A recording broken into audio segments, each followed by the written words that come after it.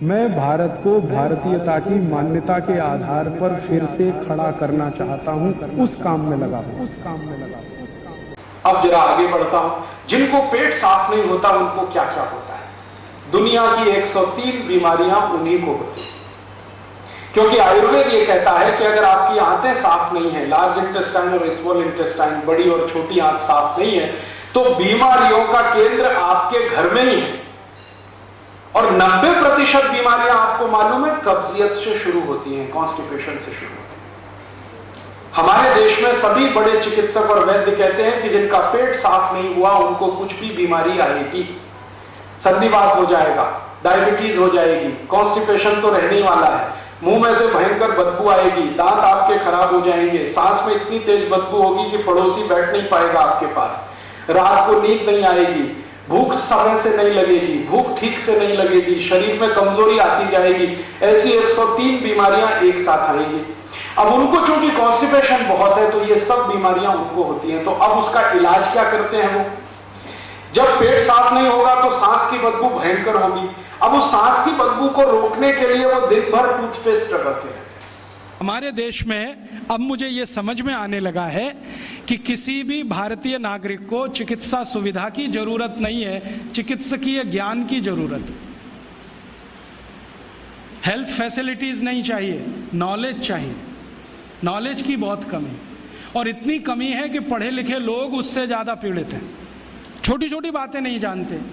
पानी को उबाल के पीना ये इतनी छोटी सी बात है, लेकिन आज के समय की बीमारियों में सबसे इफेक्टिव है, खासकर 3 महीने की ये जो। तो आप उनको बता दो भैया पानी उबाल के पियो, उबाल के पानी पीने से क्या होता है वो समझा दो उनको, 10 मिनट में समझ में आ जाए। फिर उनसे कहो कि खाना खाते हो तो कुछ ये खाओ ये मत खाओ, क्योंकि दिनचर्या ऋतुचर्या जो आयुर्वेद की है ना वो जरूर सीख लो।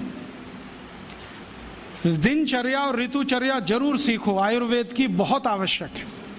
और आपको मैं एक किताब का नाम बोल के जाता हूं, इसको पढ़ो। भगवत गीता जैसे पढ़ी जाती है, रामचरितमानस जैसे पढ़ी जाती है, उस किताब का नाम है अष्टांग हृदय। इसका एक दूसरा नाम भी है अष्टांग संग्रह, पुराना नाम अष्टांग हृदय। ये किताब का जो स्वस्थ व्रत है ना, वो ऐसे पढ़ो जैसे आप धार्मिक पुस्तक पढ़ते हो, और उसको बार बार पढ़ो तो याद हो जाएगा, कंठस्थ हो जाएगा। उसमें 2000 सूत्र हैं। ये सूत्र लोगों को बताना शुरू कर दो। छोटे छोटे सूत्र हैं, जैसे खाना खाने के बाद पानी मत पियो, स्वस्थ रहना है जिंदगी भर तो खाने के 1 घंटे के बाद पानी पियो। क्यों नहीं पिए वो आप सब जानते हो, सरल भाषा में उनको समझा दो। फिर उनको बोलो पानी पियो तो घूंट भर भर के पियो, सिप करके पियो, ताकि ज़्यादा लार शरीर में जाए, वात पित्त कफ तीनों संतुलित रहे। ठंडा पानी कभी मत पियो। मैंने दुनिया में ठंडे पानी पीने वालों को बहुत देखा है। यूरोप और अमेरिका के लोग चिल्ड वाटर पीते हैं, बर्फ़ का पानी फ्रिज में रख के पीते हैं। परिणाम जानते हैं क्या होता है? सवेरे जब टॉयलेट रूम में जाते हैं तो 1-1 घंटे बाहर ही नहीं आते।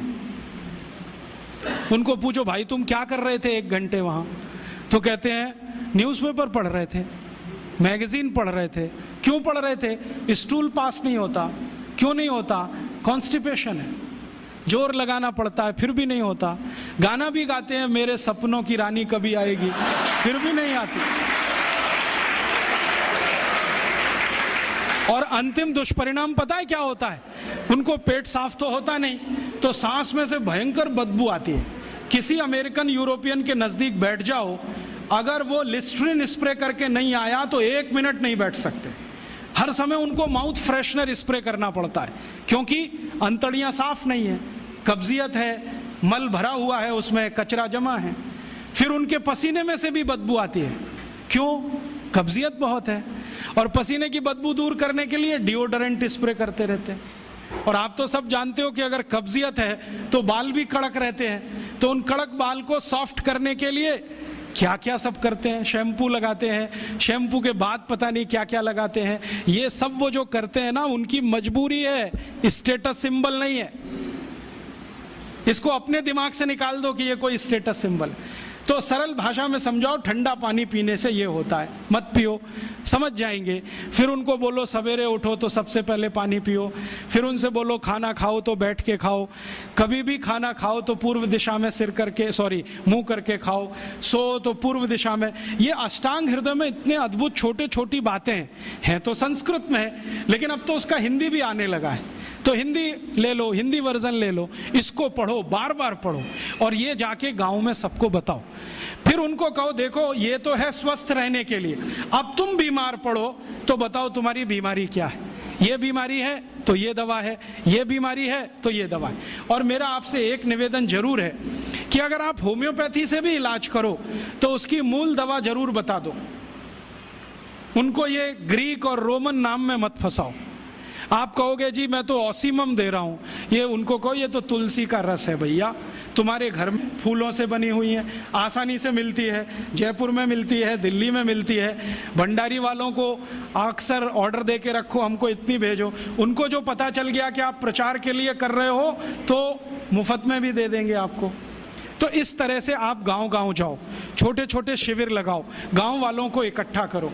गांव वाले बहुत दुखी हैं, शहर वाले भी दुखी हैं, वैसे तो वो दुखी हैं। इसका यही सबूत है कि रामदेव जी आए जयपुर में सवेरे 4 बजे तो सब लोग पहुंच जाते हैं वहाँ, पैसा भी देते हैं, समय भी देते हैं। और 4 बजे रामदेव जी कहें टांग ऊपर उठा लो तो उठा लेते हैं, कहें सिर नीचे कर दो तो कर लेते हैं, ऐसे कर लो तो कर लेते हैं। क्यों?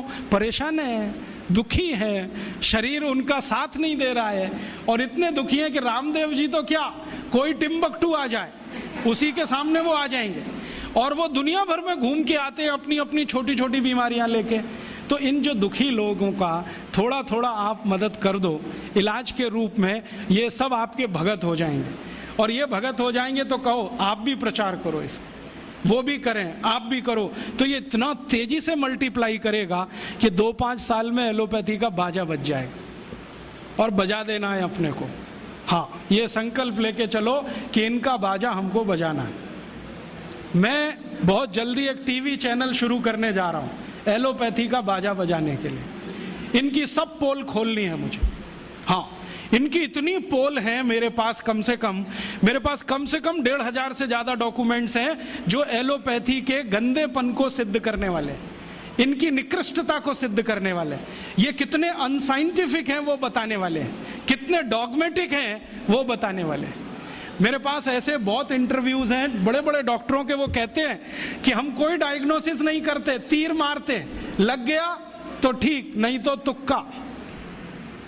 और वो कहते हैं हम तो एक ही सिद्धांत पे काम करते हैं, ट्रायल एंड एरर, देते जाओ गलतियां करते जाओ, देते जाओ गलती, भले मर जाए पेशेंट उसमें। हमारे पास तो कम से कम ये नहीं है ट्रायल एंड एरर वाला। हम तो जानते हैं कि तुलसी है तो उसके ये गुण हैं तो ये रिजल्ट आना ही चाहिए, मेथी है तो उसके ये गुण हैं तो ये रिजल्ट आना ही चाहिए। हमको सब मालूम है, फिक्स है, यहाँ वेरिएशन नहीं है। मेथी के जो रिजल्ट चरक ऋषि को मिले वो आज भी मिलते हैं, इसमें इतना सातत्य है, वेरिएशन कहीं भी नहीं है। तो जो विज्ञान में सातत्य होता है, सत्य ज्ञान वही होता है। तो हमारे पास जो सत्य ज्ञान है इसको लेकर आगे बढ़ें और इसके अपने जीवन में भी और दूसरों के जीवन में प्रयोग करने के लिए प्रेरित करें। दोस्तों, सबसे पहले तो चैनल सब्सक्राइब करें, फिर लाइक, कमेंट और शेयर करें। और हाँ, हमारा एंड्रॉयड ऐप डाउनलोड करना ना भूलें।